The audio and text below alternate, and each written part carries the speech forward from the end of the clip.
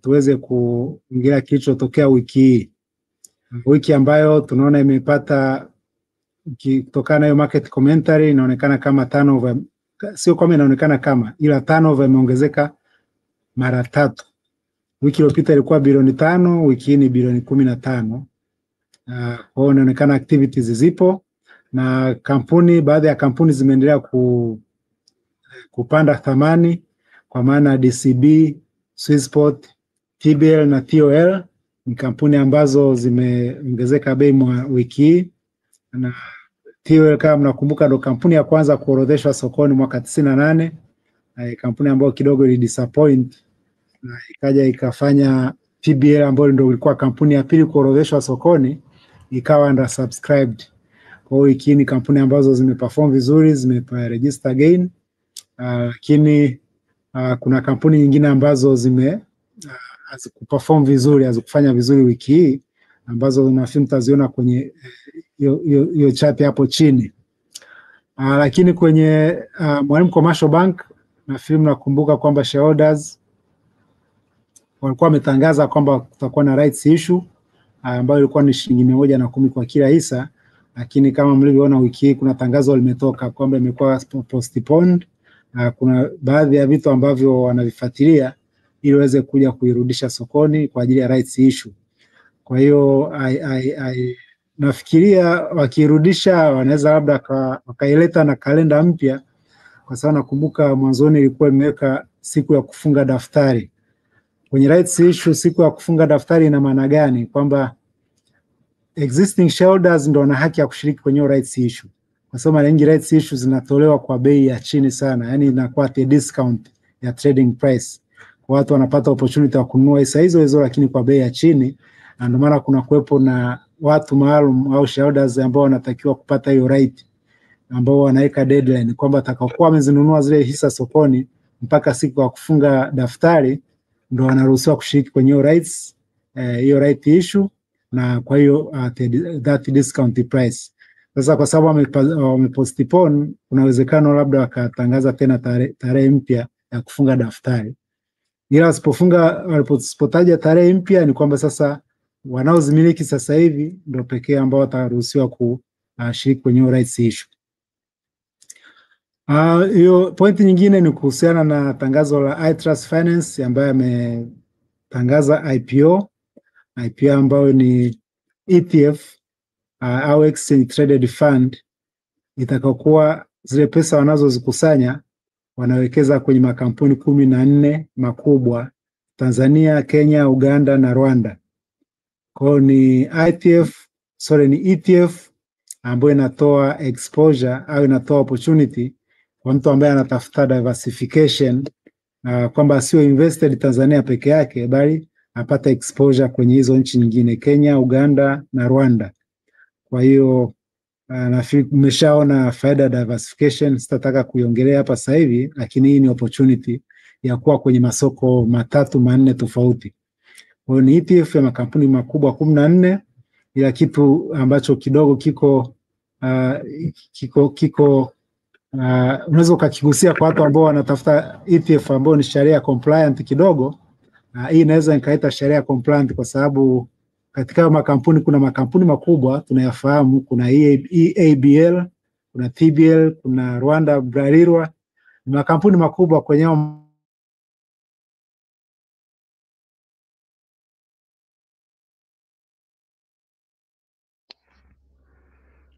naona watu wametukanyagia waya hapa. Hebu naomba mnijuze kama na mimi mnanisikia. Naona Fortius amepotea. Sasa usikute na mimi nimepotea pia. Hebu kwambe uko karibu hapo na comment section, hebu naomba unijuze kwamba mimi bado unanipata vizuri ili niweze kujua ni shida iko kwangu au kwa mtaalamu Fortius mwenyewe. Lakini kwa upande wangu naona bado natakiwa kuwa niko vizuri.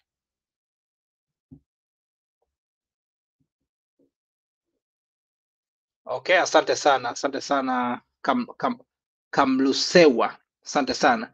Basi Mr. Fortius ameshatoka uzuri wake. Basi time tumpatie dakika moja. Nadhani mtandao utakuwa umemkatilia mbali huko. Tumpe dakika chache aweze kurudi kuungana na sisi.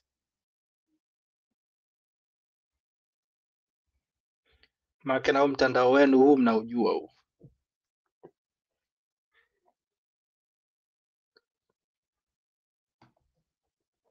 Ndio, karibu tena. Asante. Mtandao ulikuwa umekata. Nilikuwa naelezea hiyo ETF ambayo imeexclude makampuni ya pombe. Kwa hiyo kwa mtu ambaye kidogo ana mwelekeo wa sharia compliant, itakuwa ni fungu lake, ambako utaona kila kipande kinauzwa kwa shilingi 1,000 na minimum investment ni shilingi 100,000. Na hii IPO itaisha tarehe 12 Disemba. Kwa hiyo ni product mpya iko sokoni. Kwa kwenye hapo chini equity statistics inarudia hizo turnover kwamba zimeongezeka mara 3 kutoka bilioni 5 kwenda mpaka bilioni karibu 15. Na upande wa bondi turnover ni kiwango cha secondary market bonds ambazo zime trade kwa secondary market, ambayo wiki imeshuka kidogo bilioni 80 kutoka bilioni 112 au bilioni 113 wiki iliyopita. Lakini ukiangalia total market capitalization kwa maana ya overall ya including cross listed companies imeongezeka from 22 to 22.3, kwa sababu kampuni zilizoongezeka ni nyingi zaidi kuliko zilizopungua bei. Na upande wa domestic market cap na yenyewe imeongezeka from almost 13.6 to 13.9. Top movers ni kampuni ambazo hisa zake nyingi zimetrade. Funny enough, nashangaa Afriprice zimetrade share nyingi sana. Na hapa ningekuwa nimeiona mapema hii ningetakiwa kuifuatilia. Na ndo hapo mnapokuwa unaangalia bei zinavyocheza, umuhimu wa kuangalia top mover ni kuona kampuni ambazo zimetrade hisa nyingi. Tumezoea CRDB siku zote, NMB na TBL ndo zina move share nyingi.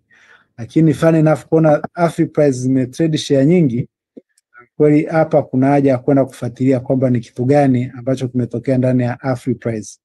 Na kufuatilia nani alikuwa muuzaji, na funny enough haiko kwenye zile kampuni ambazo zilikuwa zimegain price kwa kiwango kikubwa. Kwa nafikiri hapa kuna information ambazo tunatakiwa tuzitafute kuja kushare na wawekezaji wetu. Na kuna wawekezaji nadhani wanajuaga hizi siri. Watu wameziulizia sana Afriprice karibu wiki 2 za mwisho hizi. Basi naona kuna jambo walikuwa wameshaliona. Hapo kwa kweli ningekuwa nimeiona mapema, Andrew angekuwa amenirushia mapema nikaiona, ili itakiwa nije na majibu sasa hivi. Lakini I promise kama wiki ijayo, au inawezekana kwenye wanaotusikiliza kuna kitu chochote wanachokifahamu au ambacho wamekisikia kulingana na Afriprice. Kwa hiyo sio vibaya tukashare. So unajua hivi vitu ndo ujamaa ndani ya capitalism. Kama na information ni vizuri tukashare. Okay. Sawa, nimeona hapo. Nashukuru sana Daniel Wilfred. Anasema kulikuwepo na block trade ambayo share kama 3.2 million zimetrade. Kwa sasa hapo nafikiri ni kazi nyingine kwenda kutafuta hiyo block trade, nani alikuwa muuzaji na nani alikuwa mnunuzi. Asante sana Daniel kwa update ya. Na sasa kwa huyo muuzaji unajiuliza, is it for liquidity requirements au kwa nini ame-exit? Kama kampuni bado ni nzuri, mtu ana exit na shares nyingi namna hii, ni vizuri ukajua. Wengine pengine ni profit taking, pengine alizinunua kwa bei za chini sana na take profit for liquidity purpose yaende sehemu nyingine. Lakini kwenye mazingira ya sasa hivi ya kiuchumi na kisiasa, ni vizuri ukaweza kujua kwamba huyu mtu ni kitu gani anachokiona huko mbele. Nafikiri CRDB tumezoea huwa ni ndo kawaida yake kumove kwa bei kubwa. Sasa hizi za gainers tumeshaziongelea kwenye page ya kwanza kwenye commentary. Sasa kwenye losers ndio inakuja issue ya Afriprice, kwamba licha volume kubwa lakini bei imeshuka. What was the issue? Ndio kitu ambacho tunatakiwa kukifuatilia. Lakini vivyo ukiangalia Mkombozi ambayo imekuwa ikigendi sana mwaka huu, wiki imeshuka mpaka 13%. Na wiki iliyopita ilikuwa shilingi 2,300, ila kwa sababu haiko kwenye top movers meaning ni zile retail transactions za kawaida ambazo pengine ni profit taking. Sasa kama tunakumbuka Mkombozi mwaka huu ndio imekuwa ikipanda na kushuka, lakini ukiangalia zile takwimu zake kwa maana PE ratio na nini, Mkombozi kwa kweli bado inaonekana iko undervalued. So PE ratio yake nafikiri kama sikosei iko around 3, sidhani kama imezidi 4. Sasa ni levels ambazo kampuni bado iko attractive. Kwa kushuka kwake kwa asilimia kubwa namna hii inatoa opportunity kwa mtu mwingine ambaye pengine ilikuwa imemwacha kuanza kufikiria na kuiangalia kama ina mambo gani. Mwalimu Commercial Bank naona imeshuka closing price 500, japo IPO price kwa kweli bei ilikuwa iko chini sana. Sorry, sio IPO price, rights issue price. Ukilinganisha na trading price, kwa kweli discount ilikuwa ni kubwa mno. Bado inazusha maswali kwenye corridor za wawekezaji kwamba why should they go with such high discount from the trading price. Nicole, yenyewe tumeona mwaka huu imewafaidisha sana wawekezaji, lakini wiki tumeona kama imepungua kwa 3%, na half price kama mnavyoiona. Lakini tukija kwenye Tatepa imeshuka kwa 2%, lakini wiki hii wametoa tangazo kama ilivyo kawaida kwamba kampuni ikiwa ina some negative news inashauriwa kati ya masharti ya continuous listing requirement kutoa notification kwa wawekezaji, kwa sababu management ndio unajua kinachoendelea kwenye vitabu hata kabla haijafika ile reporting period. Kwa hiyo Tatepa wametimiza wajibu kwa kualert investors kwamba bwana, kuna kitu ambacho sio kizuri sana ambacho ni kama burden kwenye biashara zake ambacho kinaendelea. Mfano toa haraka wiki hii, labda na wale profit takers au watu ambao walikuwa speculate against Tatepa, sasa hivi labda wameanza ku withdraw baada ya hilo tangazo. Na DSC imeshuka, lakini hizo 2% sio kubwa sana ku warrant further investigation kama ilivyo Twiga pamoja na NMB.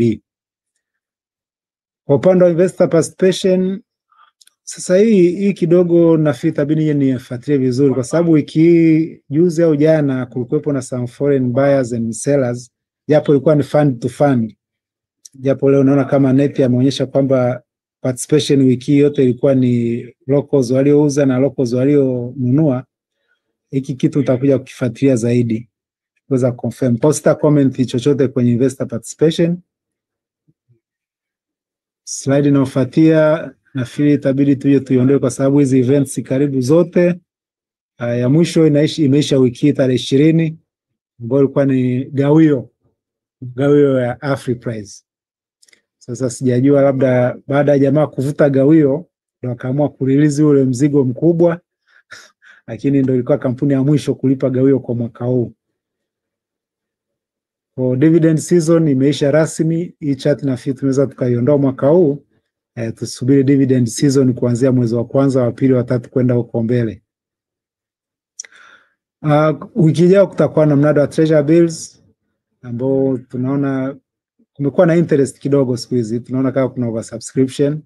Kwa tutaona yield zinaenda wapi, na hiyo chart ya mwisho inaonyesha viwango vya yield ambazo ni viwango ambavyo vinatoa mwelekeo wa minada inayokuja kwamba coupon zitakuwa level gani. Kwa mfano mnada tunaosubiri mwaka huu wa mwisho ni tarehe 18 Disemba, ndio mnada wa bondi kubwa ambayo inapendwa sana, ambao kwa hapo latest yield ilikuwa 13.5. Kwa hiyo tunategemea labda itakavyokuja coupon yake inaweza ikawa iko chini zaidi, na ndio itakuwa mnada wa mwisho kabla haijatangazwa kalenda mpya inayoendana na mahitaji ambayo serikali imetuambia kwamba from now onwards inaonekana serikali itakuwa inatafuta pesa nyingi sana kutoka kwenye domestic sources. Kwa ufupi hiyo ndio ilikuwa situation ya mambo ya sokoni. Labda kama una swali jingine kuhusiana na performance ya soko letu. Kuna maswali yameshawekwa na wadau. Maswali kama mawili matatu hivi. Kwa mfano kuna huyu mdau wa kwanza Zamda anatamani kufahamu, ana swali kuhusu ETF ya iTrust, ananunuaje? IPO yake na ufanyaji kazi wake ukoje? Umeshaeleza mara kadhaa, labda kama unaweza kutupatia summary tena kwa ajili ya Zamda. Asante sana. Nafikiri kwenye hii ni fund kama fund nyingine, kama zilivyo Umoja, kama zilivyo Inuka Money Market, kama ilivyo Inuka Dozen Index, kama ilivyo nini. Lakini tofauti ya hii na ile ya Vertex ni kwamba hizi ni fund ambazo zinaenda kuorodheshwa kwenye soko la hisa. Kama ETF ya Vertex imeorodheshwa kwenye soko la hisa, na hii ETF ya iTrust itaorodheshwa DSE, Dar es Salaam Stock Exchange.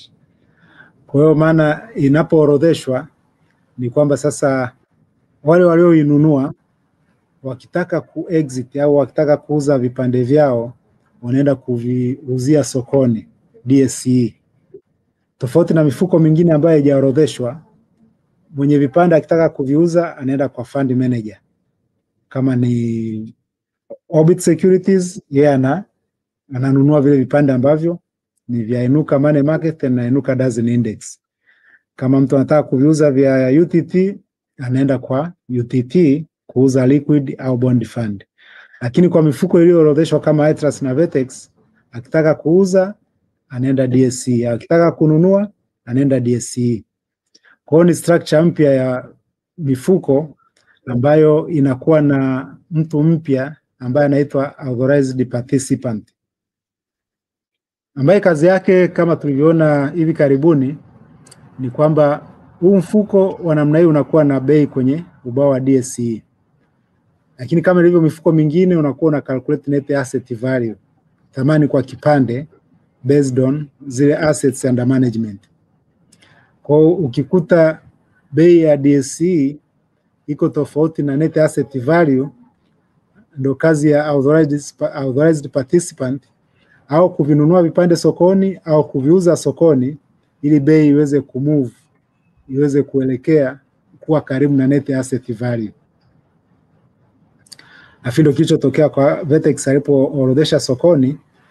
Kabla hajaanza kutangaza net asset value, utakumbuka bei ilipanda sana, ikaenda nje ya ile net asset value. Na alipoanza kutangaza net asset value, ndo mnaona kama ETF price ya Vertex imeanza kurudi chini. Kwa sio kurudi chini kwamba ni performance ya ETF ni mbaya au nini, hapana.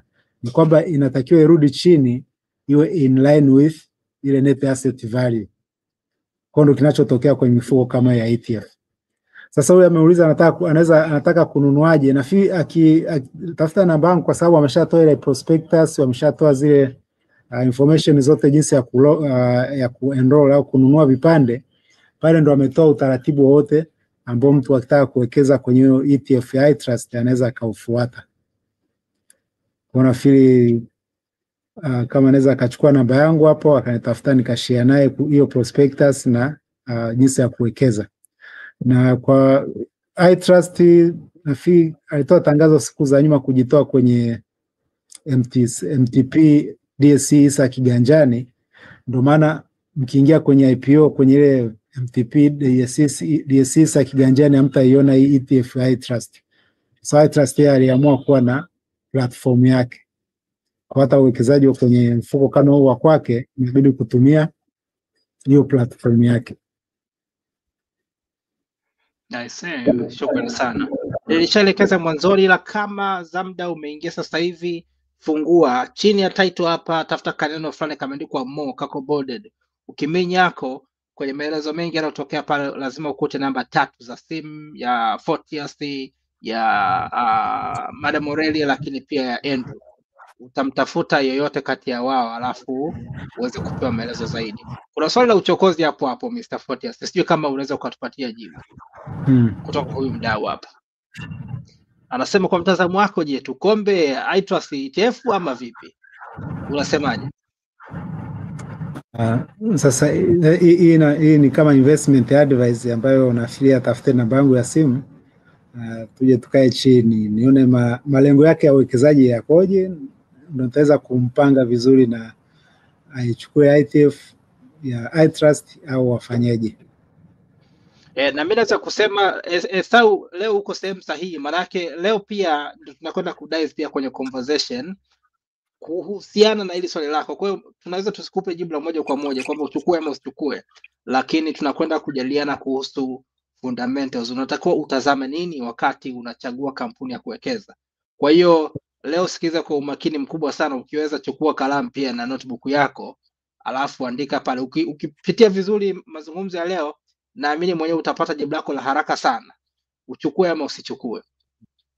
Yes, swali lingine ilikuwa kutoka kwa swali pia la pili ilikuwa kwa Zamda, anahitaji pia kujua taratibu ya kushiriki bondi za serikali, kama unaweza kutupatia kifupi. Utaratibu wa kushiriki kwenye bondi za serikali, unawasiliana na sisi, tunakupatia fomu za kufungua account kule Benki Kuu.